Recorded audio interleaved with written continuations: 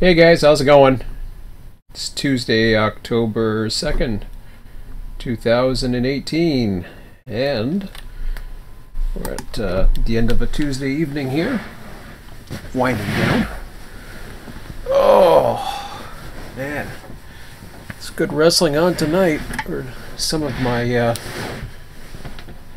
service from Sunday's pay-per-view in Japan or actually, sorry, it was in the States. It's New Japan, but it's in the States, out on the West Coast.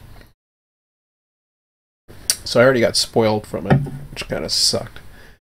But that's what happens with Sunday pay-per-views. That's one of the reasons why I like Japan, is they often have their shows that show up like at 5 o'clock in the morning. So on a Sunday, I got my son usually until 3 o'clock, so we get to watch it. It'll get posted and we get to see it. Unfortunately, when they go to the West Coast, sometimes they'll have a Sunday night pay-per-view. Sometimes they have a Saturday night, which we get to watch, but they just happen to have a Sunday night pay-per-view, and of course he's already home, so we started watching it tonight, but I was already spoiled by a lot of what happened, and a lot happened, so, but still, been fun. Anyways, I don't want to talk about wrestling. I just thought I'd share that. So what I do want to mention, oddly enough, was Monday came around, and this was really weird, because the last time I was with you guys, it was very early on Sunday. So I went right from seeing my son to scrambling to... It was okay. I mean, everything was fine. I ended up cooking some half-ass meal and basically got my stuff in order. I had about an hour, and I was already moving a couch and all kinds of crazy things at my ex's place. But then I started late, but was still managed to get my butt in gear, and things were going all right. And it was a cool session. I had some fun. It was the first time I used a rail driver in probably 2 months now. Moving some trains in while dispatching. Now, I'm supposed to be dispatching, as far as I know, tomorrow night. I'm looking forward to it. If I'm not, it's not a big deal. I can certainly sit out. I should have mentioned that on a post tonight, because there has been, even though the three that have been dispatching have been basically lighting up the sessions, there's certainly room for others, and I'm more than open to vacate my spot if necessary. Or whatever, or if they want to try to run 4 dispatchers or something more relaxed. I mean, whatever works for everybody was fine by me. I'm cool with that. I think everybody deserves a shot, personally. That being said, I mean, I'm okay. I can handle the stress load I'm at. I was even jokingly around that even if it went down back to 2 dispatchers, we've done that before, I believe. It can be a little tough, but that's okay. It's doable. But so we'll see how that goes. But I'm looking forward to it anyways. I like it with 3 right now. It's working really, really good. I'd be curious to see how it goes with 4. Because you can certainly run California with 4 the way it's at with all the routes now. But we'll see. We'll see how it goes. Speaking of dispatching, now, well, before I go that far, I'll go. What I was getting to was that it was early on, and by 7 Eastern, suddenly it got quiet again. And I was like, dang. I was like, whoa. And because I had such a great weekend up to that point, and then went right into that. I mean, my whole weekend was busy. Everything was cool. And then all of a sudden it was just like, whoa, now what am I doing? Because I had no plan B. I knew what I was doing. I knew everything that I was doing. I didn't really have any other stuff other than, like on a Tuesday night, it's not a big deal. You know, 9 o'clock to 11 o'clock, I can watch YouTube. If I'm really that bored, I just go to bed. And that's exactly what ended up happening last night, is I just went to bed early. And in fact, I was falling asleep by this time on the couch watching YouTube. I was that bored. And I've certainly had some information that has come my way. Actually, I'll get to that in a minute. I'll go over to my site for a second. I'll show you what I mean. But Matt has like, this wiki is fairly dead, which is okay. I have a lot of changes. What you don't see is what everybody else sees. If they come on here, is they get to see basically what supposedly all the servers that we're running and all this other stuff. I really haven't got around to changing it. Part of me forgets how to change some of the things or remove them or whatever. In some ways, if I could delete this, not delete this, but remove it, I would. Because there's really, at this point right now, it doesn't really serve a purpose. Other than keeping a few of us in communication, which is okay. But one thing that Matt's been able to do is he's given me a lot of information to go through. So it's on here. He's got database design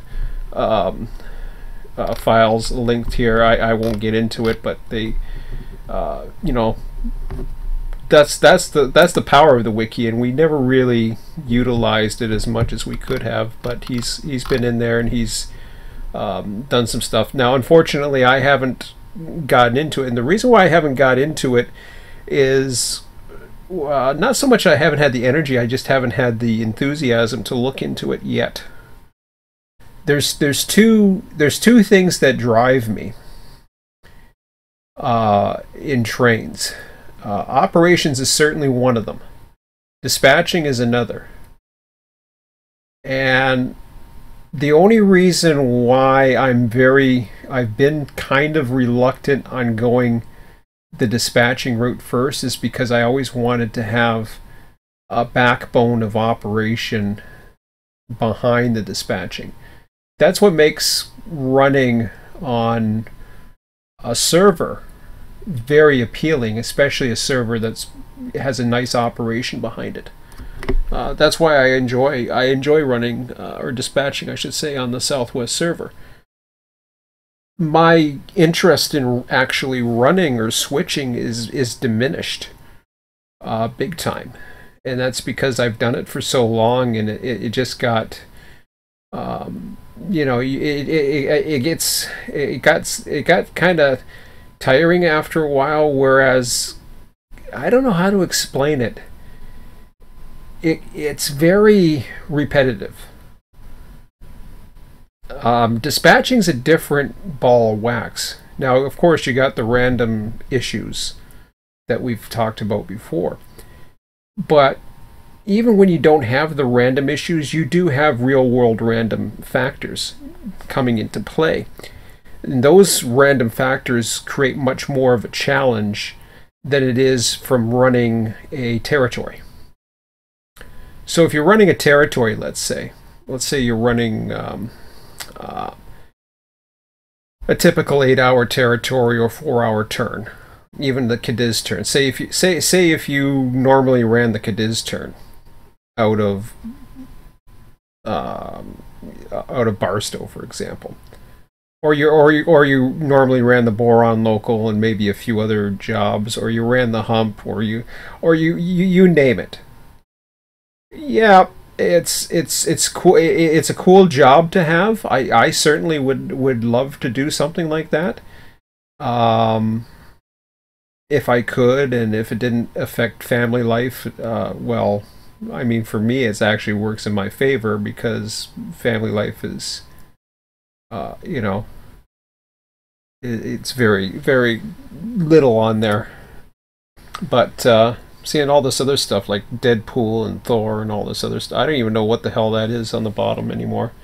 It's become like the superhero website. It used to be called Wikia, and it's become Fandom. I'm like, I don't know what the hell that means, but whatever. Still says railroad transportation simulator.wikia.com, but I just noticed all of a sudden this. Watch this superpower preview thingamajiggy, whatever. Nice. I'll show you that in a minute. What else I was going to show you there, but so yeah. Anyways, that totally distracted me. I was thinking, like, what the hell is that crap on the bottom?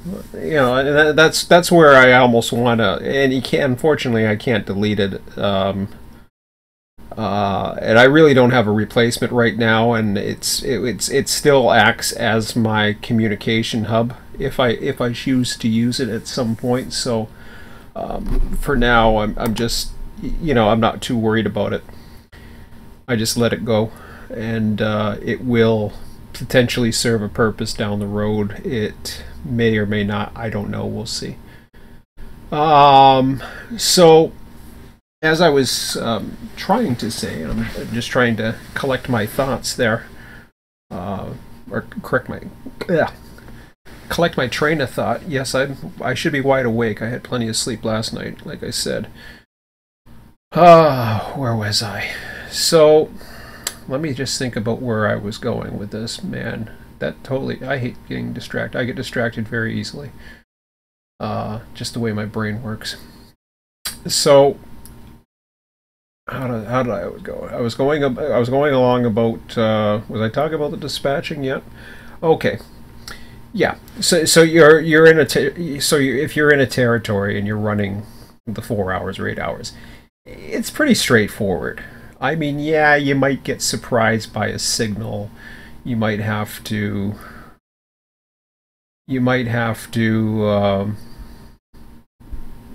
I mean, you could have a bit of a different switching puzzle at certain industries. Other industries would be pretty much standard.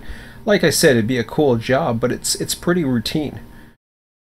For me personally, one thing about me, I love routine things, but I also love challenges, and I also love variety in tasks. So I'm the type of person that loves a routine. I do love a particular routine. I love knowing, like planning ahead and problem solving and all those things. So that really fits me well. But as a hobby, eventually just switching for the sake of switching or running for the sake of running, just because it's cool, and I did a video on this recently, the immersion factor. That's when things started changing. And you know, the weird thing was, somebody had posted about, I think it was about 5 years ago, somebody, or 6 years ago when Run 8 first came out, somebody on the Train Sim forums posted that eventually it would become routine. And they're right. At least for me, not for everybody, but at least for me, it has.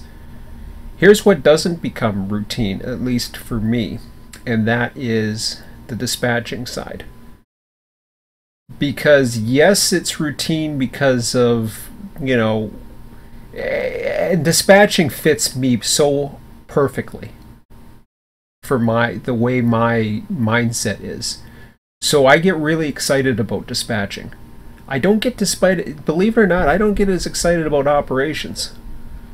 Some people think, oh yeah, you're in operations. Yeah, I like operations and I love purpose and all that other things, because I want to simulate, I want to build, I want railroads to evolve into a purpose. I want things to become part of it. And a lot of it, what it is a burnout.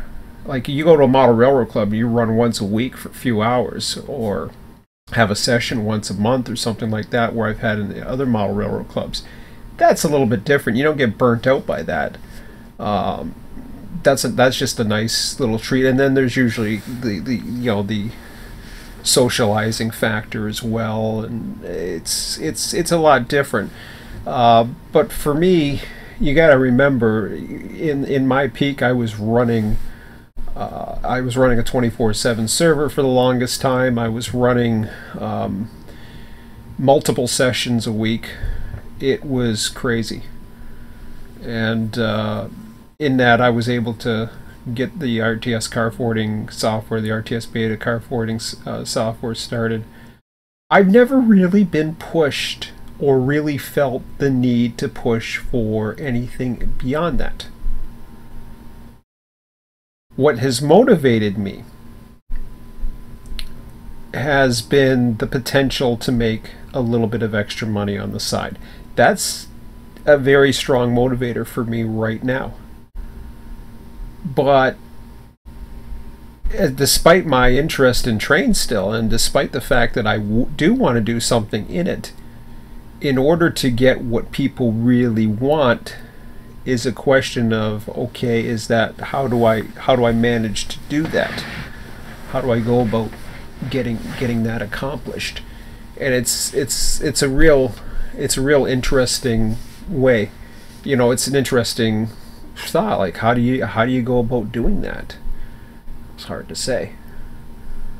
I mean, in theory, you take a look at Microsoft Train Simulator, for example, the number of routes, the number of activities, the number of who knows what you could do or get or whatever.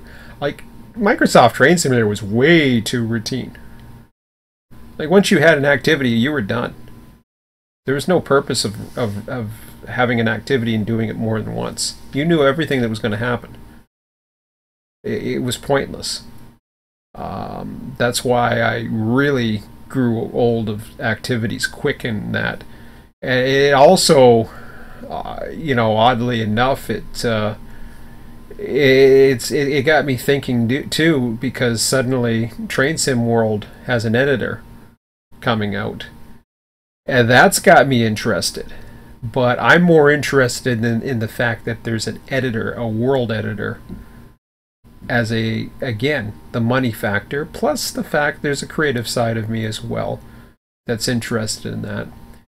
But that's got me a little interested. I probably need a better computer if I really want to go full tilt, full advantage, because these guys are incredible artists. And to get something at the level that they can put out, it's gonna. I think it's a very daunting I would certainly try it, just for the sake of trying it. But it would be a learning curve for me, not just for Unreal 4, because I've already got my feet wet into that a while back, but to continue to evolve and go further on that and up my level and up my graphics. And these people are artists, period. This isn't taking real photos. You can't take real photos. Like photorealistic scenery, people think, oh yeah, take a picture and just put it on a polygon. No, you can't do that. You have to create models. You have to create shadow effects. There's all kinds of things that go into it. It's more than just painting a pretty picture too. So there's a lot to be done. There's a lot to be said about the artists of this generation with the 3D graphics that are out there these days. So, but in amongst all that, though, again, dispatching. That's what got me back into a Run 8 server. It's the one thing that I have always said that I missed. And I've said, I've never stopped saying that I didn't miss that. I said I didn't miss Run 8. But I did miss the good old days of being able to dispatch in a session with a lot of traffic. It didn't have to have a lot of people necessarily, although especially when you're dispatching a territory, to have the help and to actually have humans out there, it certainly adds to the challenge. I know a couple weeks ago or whatever, one of the first or maybe second sessions that I came back, even back on Sunday, I was, the tones were coming up, but I remember not this week but the week prior, they were just fast and furious. I was getting tone from one end, and I had two conversations going on, which is technically impossible in the real world, but I actually had two conversations going on because I was dealing with two switching crews. I thought that was really cool. I just thought it was neat that you could do it, so I figured, hey, yeah, why not? Let me do it, and let's try to kill two birds with one stone, and the chat was able to do it, so I did it. So that was cool. So dispatching certainly, and not only does it have a part of me that's very cool, but there's still a part of me that's like, I miss doing TD3, but I don't miss it enough to do it in its current form. And what I mean by that, let me load it up for you. I'll open up an old one here for a second, and I'll show you what I mean. So I won't start this up. I mean, I could, and I've gone over this before. This is very similar if you're used to the Southeast, because you got your Folkestone funnel, everything's crossed in here, but every one of these segments are blocks. You can see and I can right like mouse click on. Actually, I can go a little bit further here. Whoops. Let me go with view.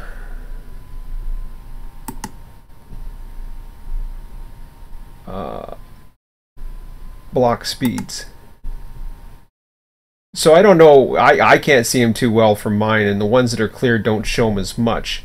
But basically what you're seeing is you're seeing the various speeds. So what those numbers are is basically that. You're seeing the various speed types, the maximums. I think it's the maximum speeds are showing. And as you can see, like a truck car only goes so fast, the freight. So it really doesn't play into HPT like Run 8 does. Run 8 does a much better job at handling AI of dispatching the actual train running. And I've always said that. Their AI does what it's supposed to do. No doubt about it. What I don't like is the scheduling system. The scheduling system is really cool, and for those of you that aren't familiar with what the TD3 scheduling system is, this was what was supposed to happen in version 2. I remember seeing a screen that was very similar. When you hit on trains, okay, this is a list of trains that are coming up. As you can see, at 6 o'clock, the next train is at 6:04. So I right mouse click on this, I go to properties. And notice, well, I'm not sure if that's a multiple or not. Z1 to 72. Okay, so that's a multiple. So that comes in at the 3. Bad example. It's a multiple. What I mean by that is a multiple entry means it goes in one way, comes out one, and then it comes back later. Something I wish it did a little bit more generically, I guess.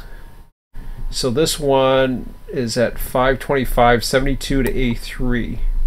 Okay, so that's a genuine one. Okay, is that a multiple? Nope.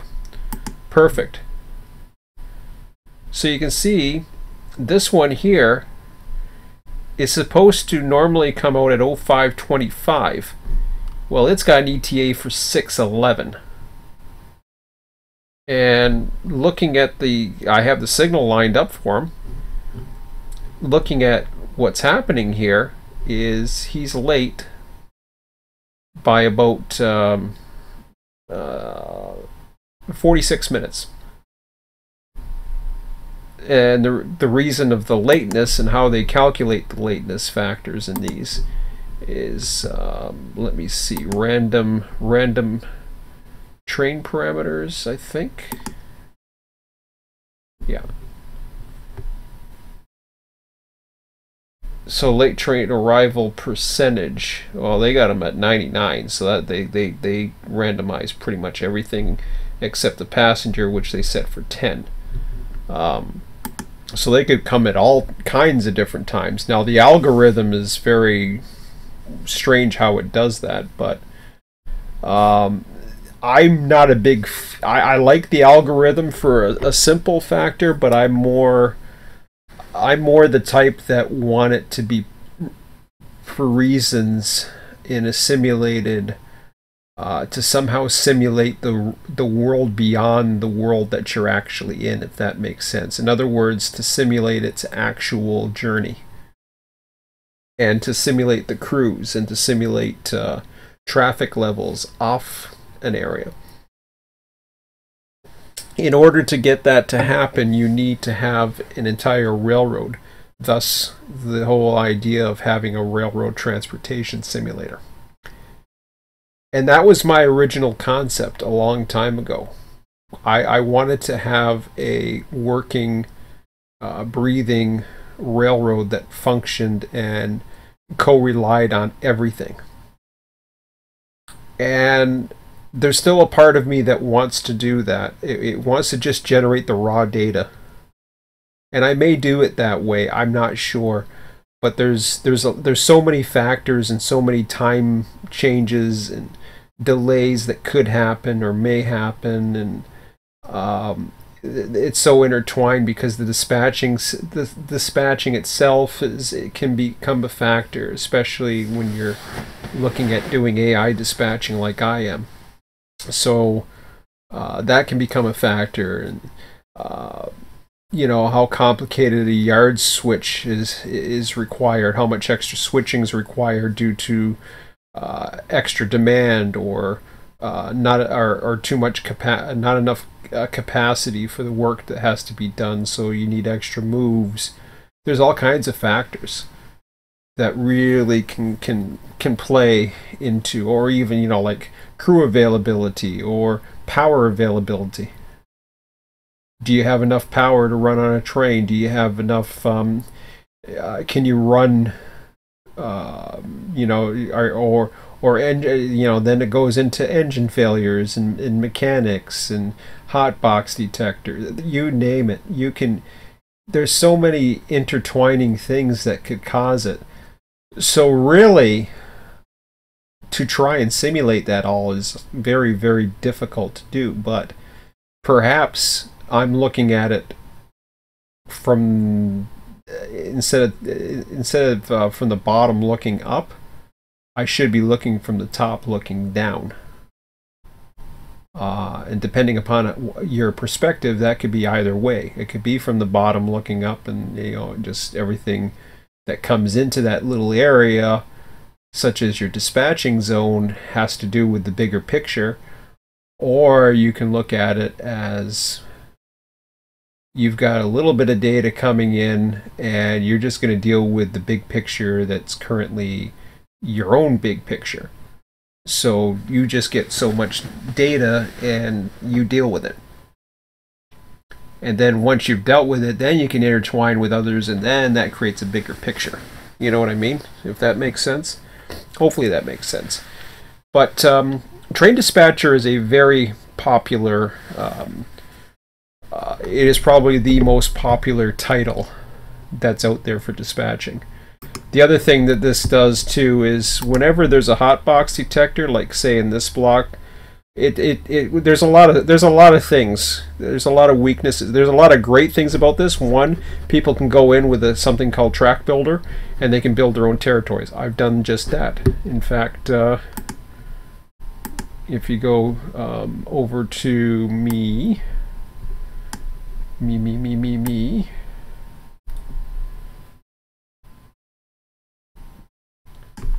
and you go to that is mine, as you can see.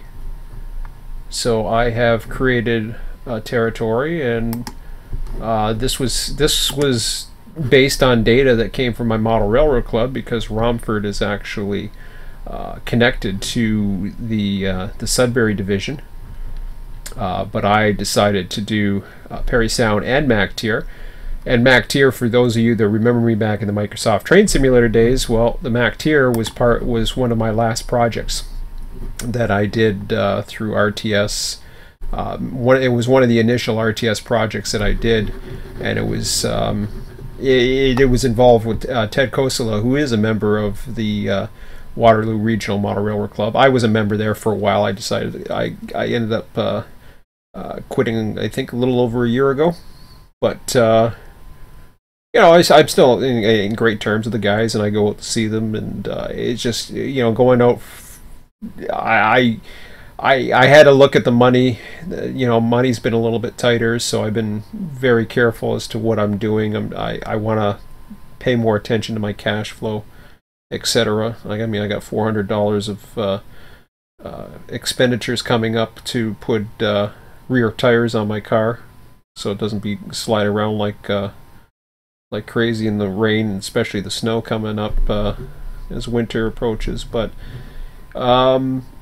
yeah, he created, or he bettered the Microsoft Train Simulator version and created even a better updated version of Mac Tier, and I think he went on to do Balasub too, Balasub 2.0, I believe. I don't know about that. I could be wrong on that one. I heard he might have, but I'm not positive. But he was the one that got me involved in the model railroad that he belonged to out of the Kitchener-Waterloo area of southern Ontario, which basically simulated up in central to northern Ontario, which is the Sudbury region, which is part of the old Transcontinental Railroad to Montreal. Not the and this was part of the original Transcontinental to Toronto from that little division. So there was like there was the Transcon to Montreal, because the way Canada works is everything goes out to British Columbia, to Vancouver. Both CN and CP do it. But then your next two big cities are Montreal and Toronto, and everything, you know, pretty much is that. So the Transcontinental went to Montreal, but it also had a segment that comes down south into the Great Lakes region, which of course leads to Toronto.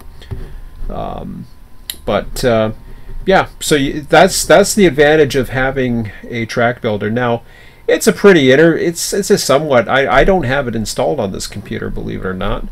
I hadn't used it ever since I got this computer, and my old computer had failed on me. I never really got Track Builder again. My son has it. I don't know how the hell he got it, but he's got it on his laptop that's right beside me here. So, but I haven't bothered dealing with that. So, but there's plenty of improvement. There's plenty of things that are better than the current external dispatcher that I would love to use again.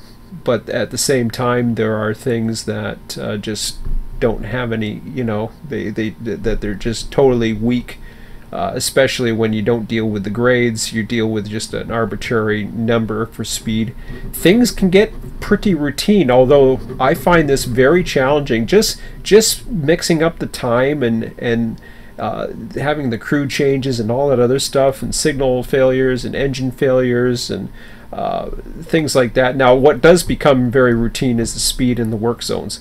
They're almost hardly ever routine. They're all over the damn place. Sorry, in real life they're all over the damn place, but in this game they make it scheduled and routine. It gets into a routine really quickly, and it gets kind of unrealistic, to be honest. And that's things that I would want to improve into a dispatcher program. So why am I talking about dispatching tonight? Like I said, it's what's gotten me out of total boredom and just not knowing what the hell to do with my free time.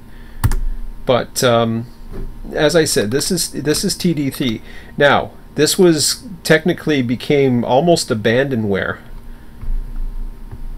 That they stopped selling this back in 2012. However, since we continue to receive many requests to purchase TD 3.5 and Track Builder, we have decided to sell unsupported versions on eBay.com. Once you completed the purchase within 2 business, send us. See, so you can do it on eBay. And they used to have free unlimited support. So they still have the password. They don't provide the CDs anymore. They have all the libraries here. So there's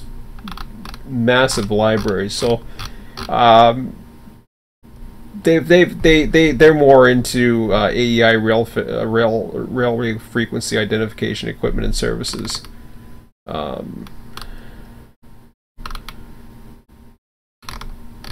So this is their train dispatcher software. So this is SoftRail, but it's pretty cool. Signal computer and communication consultants, I think they are the name of them. They just call themselves SoftRail Incorporated. So, anyways, but that's TD3, or that's the makers of TD3. Yeah. So I'll get out of that SoftRail thing. This certainly hasn't stimulated me anything. There's no information. There's still no information. We are now into the fall. What am I on? This is the welcome to, Waycross had an update. That's cool. And I mean that's good. That's better than anything. But you can see. I mean, they tend to. It looks as though they're almost doing something once a month, which ain't bad. And I know they went through some health issues and all kinds of stuff. So March, and then I don't know. Did they go from March to July and didn't have anything? But then, yeah. But you take a look at this, and here's what got released a year ago. So now we look up and it's like, free download for the holidays. And I know they had some health issues, I get it. And then they went all the way to March before the next update came. And, they've been selling stuff, which is cool. That's great. They did some updates, which is always cool to see. So they certainly are doing a mix of updates as well as selling stuff, which is good. And I mean, I want them to make money, I really do. But at the same time, I want to be excited enough to want to be really interested in buying whatever it is that they're coming out with next. I still say, put out some more, give me these third parties, because I don't know what's going on with their competition. And I've said for a long time they don't have competition, but I'll tell you something. Train Sim World has suddenly got my attention. And I haven't, and I can't see myself buying another computer just for Train Sim World either. But it's certainly got my attention lately, because now I even heard today that their physics have gotten better. But because they blew it so badly at the beginning that it was very difficult to a lot of people just never looked back and never cared about it again. And the fact that you were never going to see an editor, a lot of people really didn't care, because there's a lot of people that never give Run 8 a chance because they never had an editor. And yet here we are, Train Sim World, and what do you know? Unreal 4, they're opening it up so that you can use Unreal 4, and you can use Unreal 4 to edit the worlds. And where that takes you, I don't know, but I see potential. Will I jump ship on it? Not yet. At least not right away. I'd rather do my own thing, quite frankly. But there's certainly a side of me that thinks if I could even get half as good as I think I could, if I could get as half as good as I wish I could be, I think half as good would sell me, would actually sell potential products. And if I can sell a few products, that's a revenue stream. So I look at revenue streams. Now, Train Dispatcher is a revenue stream. I think that's a given. I really do. If it's done and built right and built good, I think it's a good revenue stream. because I think it is a micro niche that still has a strong enough market share that I could do it. So now I'm getting, and you might think, okay, well, why are you getting all this whole dispatching thing again? I'm tired of just being bored on certain nights in between. And I'd love to say, well, yeah, you know, go watch a movie or go clean the house. I've done enough of that this weekend. I did a little bit of that too, but yeah, I mean, I could. I mean, I got stuff to clean around here, and I've tried to make a habit of trying to get a little bit at a time done. At least that makes me feel good. So, but nah, I'm more concerned about money, all kinds of things. So no thanks. But anyways, that's the Run 8. But this is the post that really got me to talking about tonight, and it's over on the Southwest Rail Simulations forum. And I was like, you know, when I first saw this, I thought to myself, okay. And I thought, I've heard of this program that he's basing it off of, but he's done this himself. And I was like, at first I thought to myself, okay, does it really communicate with Run 8? But the way it's built, like, it should. And I see the 0 and a standby for proceed aspect and all this other stuff, and he's got part of the cajon there. Now he's got the signals in a British style format, which is okay as long as they work. I'm fine with it, and as long as it works and it looks pretty cool. I'm like, oh, well, that's kind of interesting. And then I see the recrew and e-stop and relinquish and hold, and the various speed limits and HPT. So it's got all the values you would come to expect, and different communications options and everything. So he doesn't have too many territories, but he's certainly looking to do a freeware side of things. And I may just, you know, I've already kind of hinted or basically offered to help. And I would actually help him if he's willing to help me. Because not only do I want to, how would you say?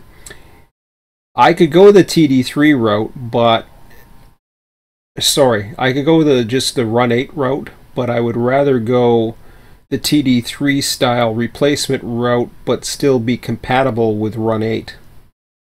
Because that, to me, suddenly will bring in, not only might get some interest started with the TD3, but I would get a base established through the Run 8. Because then they would see it as, oh, not only can you, well, how would you say? The thing that I've always said, and I'll show you about this, because we were communicating back and forth, but then you know, he talked about the same thing that I went through, and that was, and I didn't want to say too much on the forum, but I'll say it. I'll certainly say it on my live stream. I didn't want to get too much onto it in the forum, but basically my experience was that really nobody, I mean, yes, some people were willing to help, but they weren't willing to hold my hand a little bit. You know, just kind of be a mentor, or kind of say, no, this is what you have to do. And then when, you know, it was just like I got frustrated and couldn't do it, or felt like it wasn't for me or whatever, and then later on I would come back and try to get some help, nobody was interested in doing anything. So I suppose part of it was my fault that I just didn't keep following through, but at the same time it wasn't being made easy for me either. But he's been able to, he reached out to them. He didn't get the information he was looking for, but yet somehow he managed to find a way. And I wanted to find a way too. In fact, I've had, you know, like, as far as people I know who can look into these things for me have looked into it. You know, and I don't want to burn any names here, so I'm not going to go that far. But there have been people that have looked into this, and it looked as though whatever it was, there was a fear of getting into the DLLs. But he went to one that was originally under Mr. Ball's external dispatcher, and it's the same DLL basically, and it allows you access to it. Because back when he had it, there was no concerns about people using the external dispatcher. Now, I guess maybe because things are bigger, or they don't want people getting into it, or I don't know what.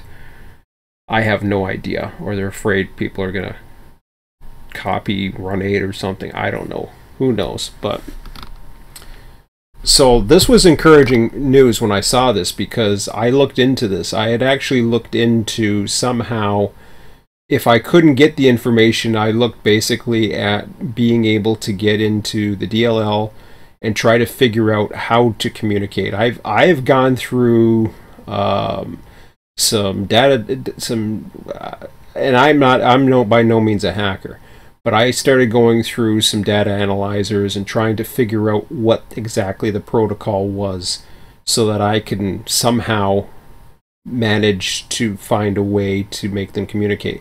Back in the Commodore 64 days, I could do this no problem. It's a lot different with PCs.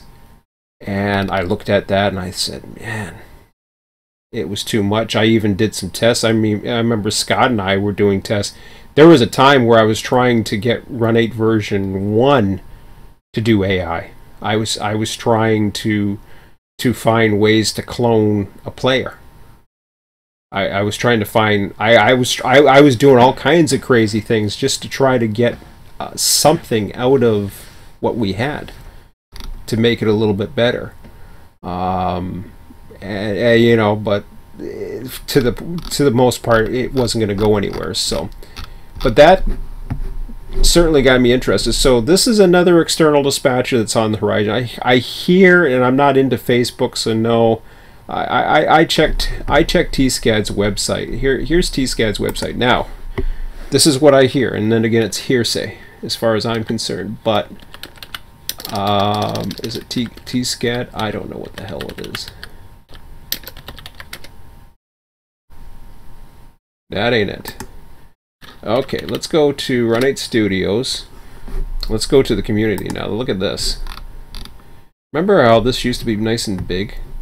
I don't know. It doesn't seem as big. So version 2 is in full development, and they said blah blah blah, and follow Facebook. There's really nothing more on here.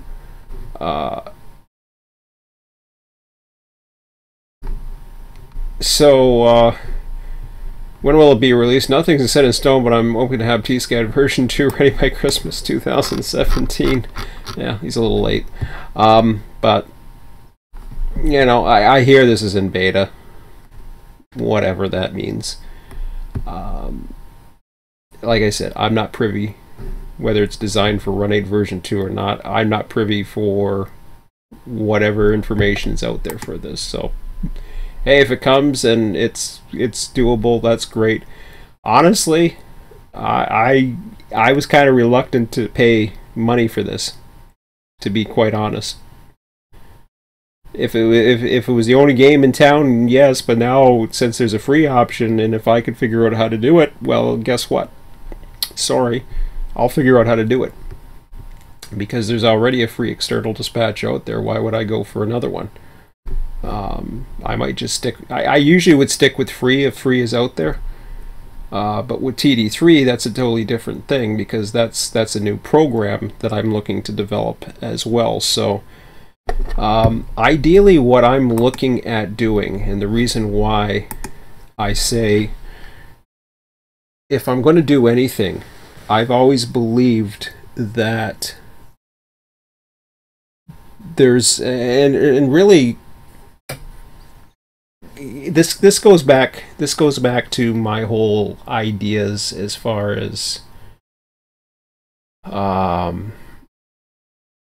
getting a very busy railroad to continue to run at any time of the day. The difference, of course, is in order to do that, you really need people who are interested in running. But not only that, but how would I say this? Okay, the reason why I don't run switchers by myself, of course, is number one, routine, but number two, the other reason why is because there's really no other traffic out there. So if I'm say I was bored the other night, okay, let's just say, for instance, in which I was, and I ended up falling asleep on the pedals. Well, let's just say I really didn't feel like doing something, but I wanted to have a little bit of fun, and I wanted to go on to, say, Southwest server, or maybe I wanted to go on a different server. Maybe I wanted to go on to a Northeast server or the Southeast server. Hell, I'd love to be on the Southeast server, to be quite honest, because there's a lot of neat stuff. I would love to be in. I'm telling you right now, anybody who wants to do a server, the Southeast is ripe for the picking, as far as I'm concerned. And that's with all due respect to the South, the former RTS Southeast server. I got no disrespect intended to the guys that are continuing to do what they're doing over on the Southeast server for former RTS Southeast server. I forget what they call themselves. They're Southeast something, but there's it's a very tight knit group of guys. And they can be whatever their name is. It's over on Run 8, Run 8 Depot or Run 8 Depot. I don't know what the hell you call it. Run 8 servers. Yeah, that's it. But there's really, that I'm aware of, I don't know of anybody who operates the Southeast, not just to the full extent of the switching ability, but the dispatching ability as well. That's why I like the Southwest server. I've always still liked the Southwest. The only reason why I stopped running on the Southwest was that I could never make the Tuesday, Thursday sessions. And that's a difficulty, because just Tuesdays and Thursdays I was with my son, and my son was becoming less and less interested in Run 8 to the point where he's not interested in it at all anymore. He's into karate. I got my things. It was a mess. We can never get that timing right. And a lot of times they wouldn't do stuff on the weekends, so it was difficult then. But yeah, once he started switching over to Mondays and Wednesdays, all of a sudden I was like, oh. And then he switched away from the Mondays. Monday could be Sundays if football was on, because I was wondering about that, because I knew he was a big football fan, and I thought, well, that's kind of strange. But just having that ability, that one day, that Wednesday, I was just like, yeah, this is cool. I'll run one day a week. That's fine. But I'm telling you right now, anybody who puts a Southeast server, and this goes without saying, and you can't just put a server up, as far as I'm concerned. And I know Scott. He's gone through some computer issues. He's had health issues. He's had computer issues. He's told me his friends think he's nuts playing around with a computer. He should be doing other things in life, I guess. I don't know. What? There's plenty of things to do in life, I suppose, but yes, there's days I wish wasn't so technology, get outside and stuff like that. It was either too hot, or now it's starting to get too cold, but hey. Or it's too wet outside, that's for damn sure. But we had a lot of rain. But anyways, never perfect, but there's good days. So yeah, so I think the Southeast server is for that matter, you might as well throw the Northeast server in there too. Now, as I've said before, and I love the Northeast. It's just I don't. The operation of the Northeast is a tough one. It's hard to spice that one up. It really is. It's very flat, which makes the speed differentials hard to come by. And if your AI HPs are too high, which I think they are, for my opinion, then it's very difficult to have overtakes. Once you don't have overtakes, you're basically running in a conveyor belt mode, as I like to call it. Now, if you get enough people on there who are doing switching, well, then that makes it a little bit of interest. But the Southeast server is ripe. If I knew people were running sessions, like full sessions with, and I'm not talking about full sessions as in a lot of people, I'm just talking about dispatched sessions. But enough to where the operation is actually happening, or the potential of operation is happening. Operation is very difficult, especially when it comes to locals. There was some interest that was being talked about recently. Mike was looking for suggestions. I offered mine. I don't know if he ever replied to some of my suggestions, but that's okay. I certainly gave them. And my ideas of that, or one of my ideas, I think, that comes about. I forget exactly what my idea was. It's on there somewhere. And I'm probably getting too tired in the evening, or it's getting too late in the evening, 10:54. I'm going to let you go a few minutes here. But it's, for me, having a dispatcher or dispatchers is critical in order for me to be interested in switching, or even running for that matter. But running for the sake of running, I might do it if I'm bored, but I normally won't do it for the sake of doing it, unless it's some. If anything, I would do Southeast right now because I haven't run it in a long time. Likewise, I would certainly take a night off of dispatching to run the Southwest one of these nights too. So if there was enough dispatchers in line, I would certainly step out of the way and let them have their turn, and I'd go run a train or something, or go run a switcher or something like that. As long as I have a pretty good idea as to what I'm doing. Like, I don't want to, I like to know ahead of time as much as possible, as at least the position I'm doing, or at least plan A, plan B, maybe plan C. But just having the ability to have dispatchers. This was something that I tried to get the TD3 community involved in, especially Dispatch Central Yahoo group. I tried to get as many. Now, I did get a few people in to run 8 originally.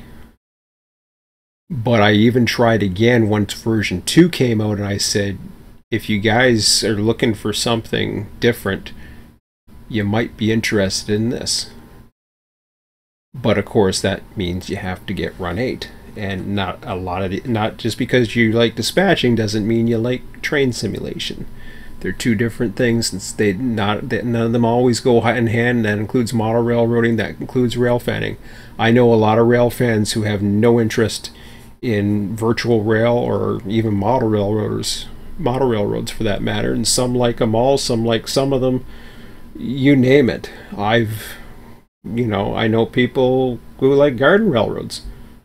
Ski's one of them, comes to mind. And I've never done it. I'd be kind of curious about it. And I've seen some videos on it, but I've never really really been interested in trying to do it.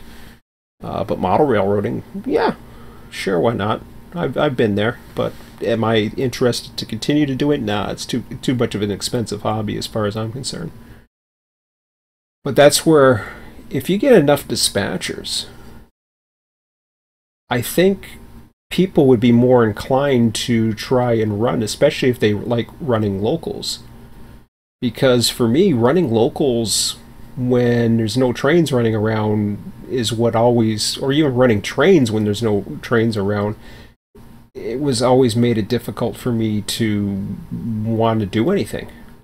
Even back in our Run 8 version 1, it was very difficult for me to get into it. But suddenly, you got trains running around Barstow, and you can see them from Barstow when you're running the hump tower, and just, well, okay, well, that's interesting. And suddenly you want to switch the yard. Suddenly you want to do all kinds of things because you got a little bit of activity, and it seems, again, it's taking you in because it's what's the title of that couple last videos that I had before? I was going to say illusion, but immersion, that's it. I knew it started with an I. So it's part of the immersion. Immersion can be in a lot of ways. Graphics can do immersion too. Graphics alone can do a good amount of graphics, and sound can be very immersive.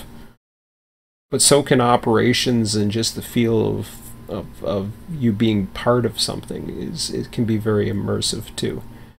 But anyways, going back to what really, like I said, really started me on this, I'm thinking that I'm as far as the RTS side of things, I was going to do a text base, try to do everything, but it is a lot.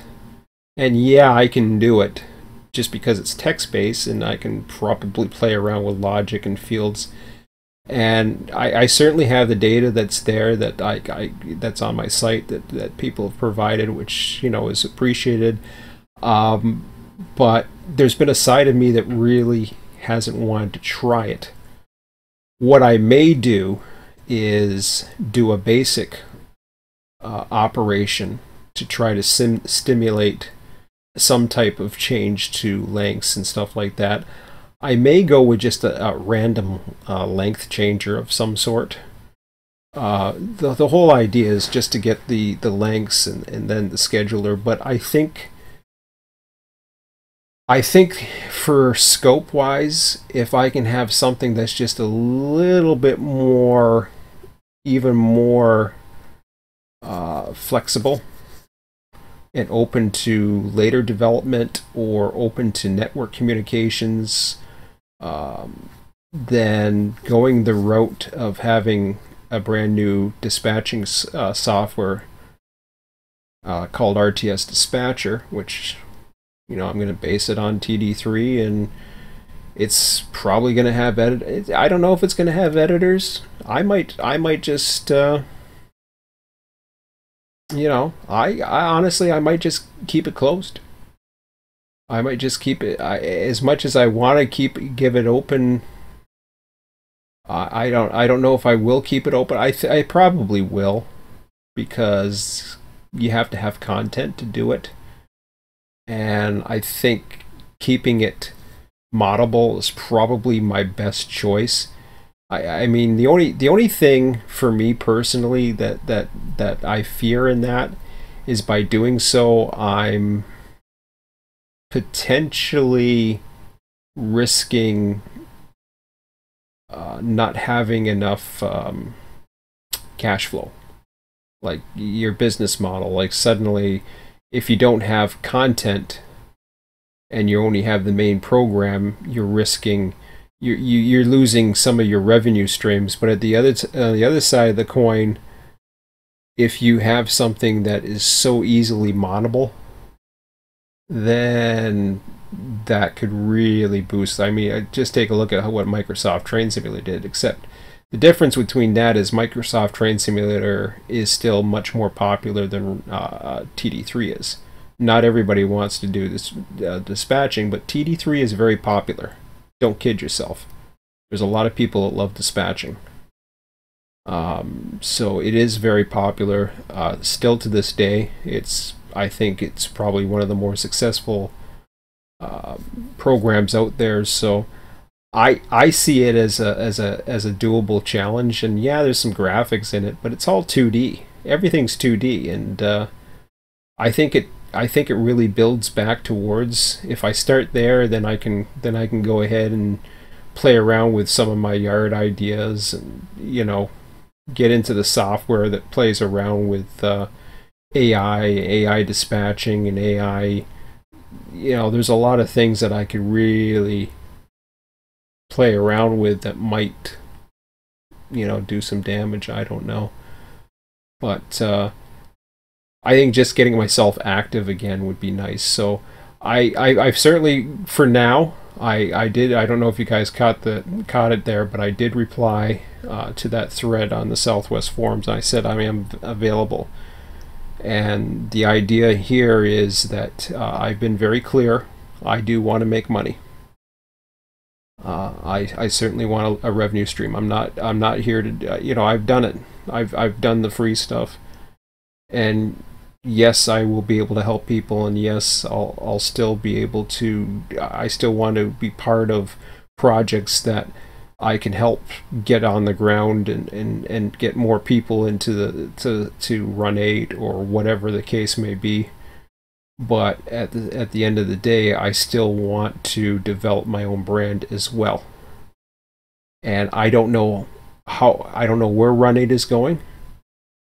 I don't know where it's going to be. I don't know what's going to happen when version 3 comes out. I don't know, is it going to split the version 2 and version 3? Because it's going to have to make a massive change, in my opinion.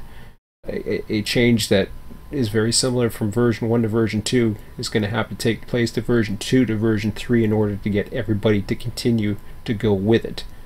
And there was a lot of people, despite the fact the majority went from 1 to 2, there was a lot of people who did not make that jump from 1 to 2 because it just was not enough for them, and they just couldn't afford, they just didn't want to afford to buy another simulator again. So if it didn't have what they were looking for, like say an editor or something like that, and all it had was AI and a few other things that version 2 brought to the table, well, that wasn't good enough for them. Or they stuck with version 1, or they decided to go do something else because version 1 became practically dead. I don't know. It's hard to say. There could be opportunities for those. Maybe version 3 is going to be the popular choice, but then version 2 is going to have this niche hang around, and who knows, maybe I'll have a server up in version 2, but I doubt it. I don't think I'll go that far. But you never know. Maybe I'll buy version 2 on sale before version 3 goes out. There'll be a key right there. If version 2 goes on sale, version 3 is coming. And I hear it's being developed, but I don't know. So far, we don't know anymore. At least I don't. But that's okay. Alright, well, I'm losing my voice, so time to go to bed anyways. But, yeah, I'll leave it at there. And, yeah, be on tomorrow night. It'll be Wednesday night again, so we'll be dispatching as per usual. As far as I know, anyways. And, unless there's enough dispatchers that they just want to do their own thing, but I'm not looking at giving up dispatching. I actually, if anything, I'm willing to give up some of my territory for a little less if they want to run 4 dispatchers or something like that. But so far, I haven't heard any more. So as far as I know, I'm dispatching. So I'll even take a little less territory. It doesn't matter to me. But by all means, if there's other people who want to dispatch, especially if you get enough people out there, it'd be ridiculous to dispatch half a territory. But if you get enough people, then I certainly wouldn't mind running some trains and giving other people a chance to dispatch. It shouldn't just, it's not just about me. That's for damn sure. Just because I like dispatching doesn't mean, yeah, everybody's got to share, right? Oh, more dispatchers, the merrier, especially when more territories come around, or ideally, I think having more dispatchers, like I said before, if you have more dispatchers out there, more people are going to be inclined to run at various times of the day, and servers might be able to do more. But like I said before, though, what I tried to say before, when you put a server up there, I don't think you can just put a server up there and say, hey, here's my server, come and visit. It just don't work.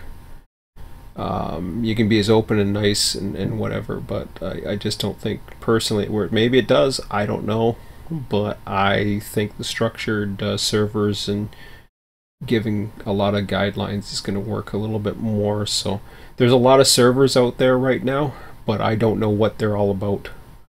The only one I know for sure what they're about is Southeast, Southwest, and Run 8 Depot Plus. The rest I don't know. I don't know enough about them, nor have I really tried, to be quite honest. But yeah, just having a server, otherwise, you know, if they're not on trains, if they're not on other places, I haven't been seeking them anyways, but I don't know what they specialize in or what they do, but that's okay. Like I said before, I wouldn't mind running on the Southeast server with just a regular dispatcher and a regular session on one of those nights. That'd be kind of cool. You know, nice. There's a nice hump yard. I mean, I love that hump yard at Waycross. Anyways, I'm babbling again, so it's 11:08, so I'm going to bed. Anyways, guys, have a good one, and we'll see you tomorrow. Take care.